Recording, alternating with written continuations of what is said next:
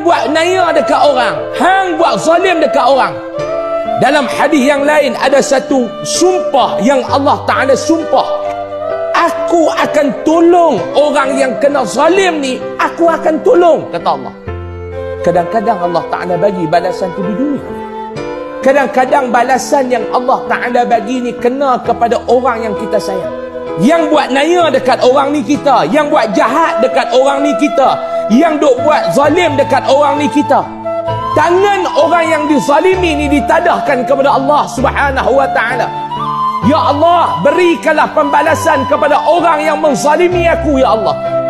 Ya Allah, Engkau berikanlah pembalasan kepada mereka yang bersekongkol dengan mereka yang menzalimi aku, ya Allah. Engkau turunkanlah balasan kepada mereka. Engkau turunkanlah balamu kepada mereka. Engkau turunkanlah laknatmu ke atas mereka, ahli keluarga mereka dan keturunan mereka. Tuan-tuan bayangkan doa orang kat kita lagu tu. Allah turun bala ni kadang-kadang bukan kena atas batang tubuh kita, tetapi kena atas batang tubuh orang yang kita sayang.